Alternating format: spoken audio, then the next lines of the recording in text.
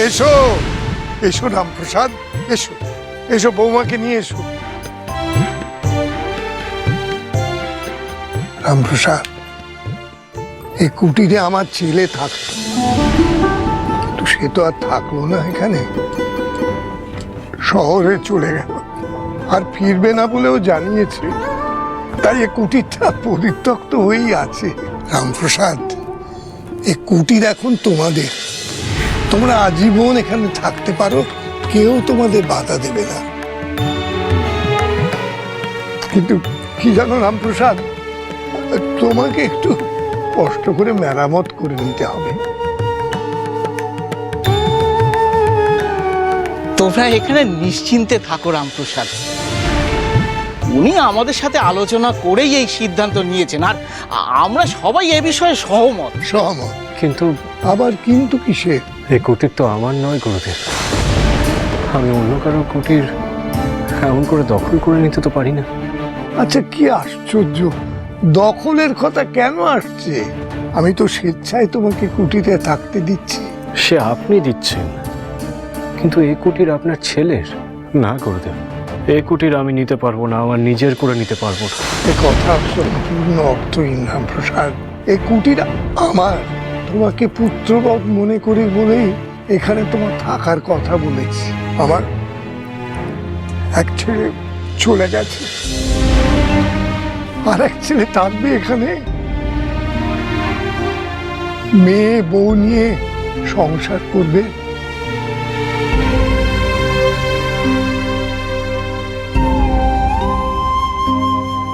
বেশ, আপনার কথা মেনে আমি এখানে থাকতে রাজি আছি গুরুদেব, তবে আমার একটা শর্ত আছে, আর সেই শর্তে আপনি না করতে পারবেন না।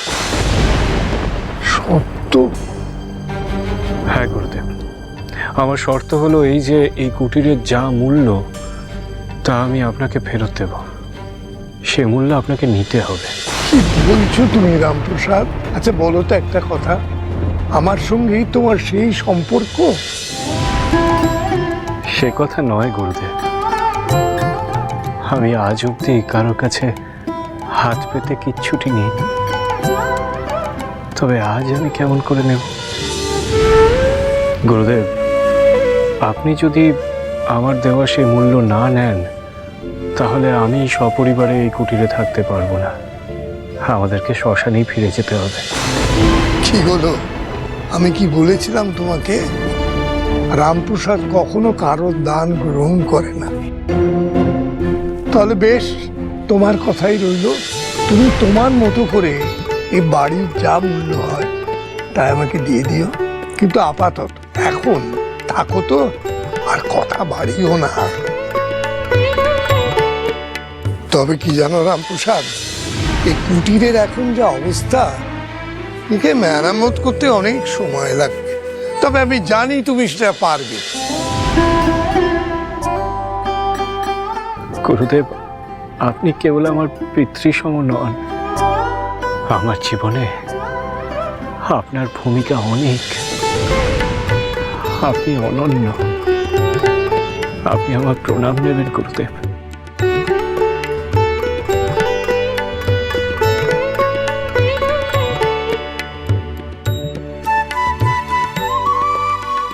শুভ হোক রামপ্রসাদ, ভালো হোক তোমাদের সবাই।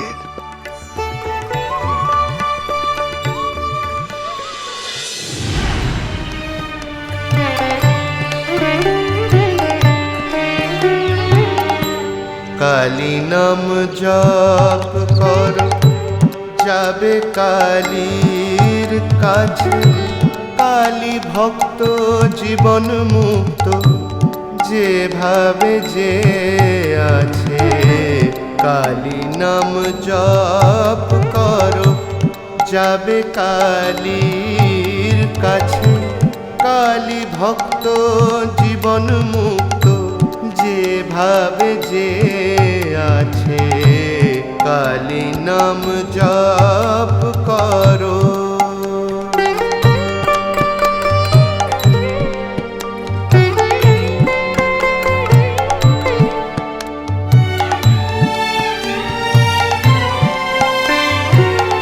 শ্রীনাথ করুণা সিন্ধু অকিঞ্চন দীন বন্ধু, শ্রীনাথ করুণা সিন্ধু অকিঞ্চন দীন বন্ধু, দেখালেন কালী পাদ পদ কল্প গাছে,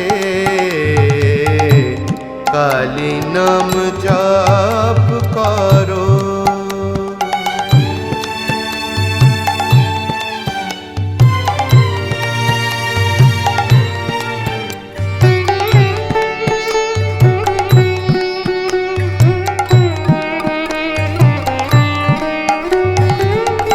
ঘরে মুক্তি মূর্তি মতি রসনাগ্রে সরস্বতী, শিব শিবরাত্রি দিবা রক্ষা হেতু আছে, যোগী ইচ্ছা করে যোগ গৃহীর বাসনা ভোগ, মার ইচ্ছা যোগ ভোগ ভক্ত জনে আছে।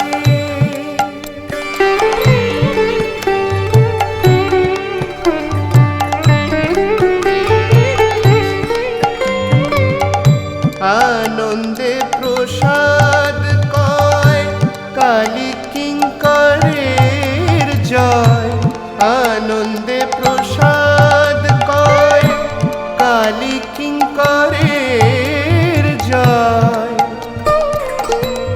অনিমাদি আজ্ঞাকারী পড়ে থাক পাছে, কালী নাম জপ করো যাবে কালীর কাছে, কালী ভক্ত জীবন মুক্ত যেভাবে যে আছে, কালী নাম জপ করো।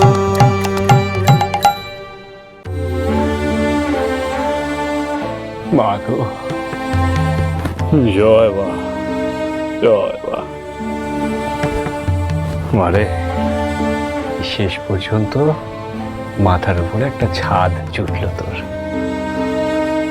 এই আমি তোকে এখানে বসালাম, এবার তোকে প্রতিষ্ঠা করব। যাই যে আমি গিয়ে সেসবের ব্যবস্থা করে আসি, কেমন? জয় মা, জয় মা। সর্বাণী, আমি মায়ের পুজোর জন্য কয়েকটা জিনিস নিয়ে আসি, কেমন? শুধু কি পুজোর জোগাড় করলেই হবে? গুরুদেবকেও তো বলতে হবে আসার কথা। হ্যাঁ, গুরুদেবকে তো অবশ্যই বলবো। আর তাছাড়া ওই গুরুদেবের বাড়ি থেকে আপাতত পুজোর কিছু বাসনপত্র নিয়ে আসতে হবে। চলুন, আমিও যাই আপনার সাথে। আপনি যাবেন? আচ্ছা চলুন। আসলে রান্না করার কিছু জিনিস দরকার, তাই আমাকেও যেতে হবে। কিন্তু সর্বাণী, আমাদের কাছে তো টাকা পয়সা কিছু নেই, আর তাছাড়া হাটে গেলে কেউ তো কিছু দেবেও না আমাদের। সেসব নিয়ে আপনাকে ভাবতে হবে না। হাটে যেতে পারছি না বলে তো জঙ্গলে যাব, দেখি ওখানে বুনো সবজি ফল মূল এসব পাই কিনা, সেগুলো দিয়ে আমি সব কিছু করে নেব। আপনি পারবেন? কেন পারবো না? আমি হলাম বদ্যির মেয়ে, ফল মূল গাছপালা আমি ভালোই চিনি, তাই যেগুলো পাবো তা নিয়ে চলে আসবো। বেশ, চলুন তবে।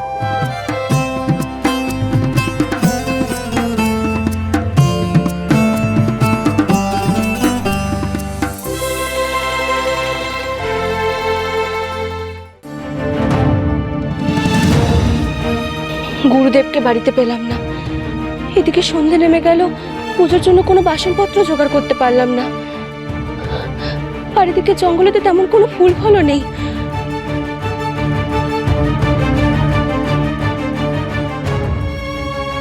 আপনি কিছু বলছেন না? কি বলি বলুন তো সর্বাণী, ভেবেছিলাম যে আজই মাকে প্রতিষ্ঠা করে আমাদের গৃহপ্রবেশটা সেরে নেব, তার হলো না।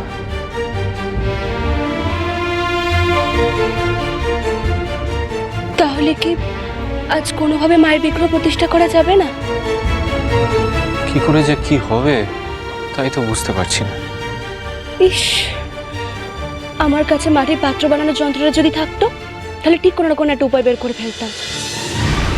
যা নেই তা নিয়ে কি আর ভেবে লাভ আছে সর্বাণী?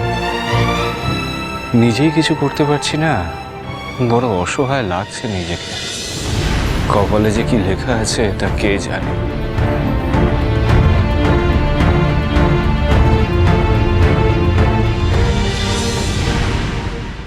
আমার ঠিক খিদে পায়নি সর্বাণী। তা কি করে হয়? আপনি সে কখন বেরিয়েছিলেন, হাটে গেলেন, আপনার খিদে পায়নি? রাতে যদি আমি কুটিরে না থাকি আপনাকে খুব অসুবিধা হবে, আপনি সামলাতে পারবেন সবকিছু? আপনি রাতে কোথায় যাবেন? আমি স্থির করেছি সর্বাণী যে আজ রাতে আমি পঞ্চমুণ্ডির আসনে সাধনা করতে যাব। আমি যাব না? কেমন করে যাবেন সর্বাণী? আমার কি আর তাহলে সাধনা করা হবে না?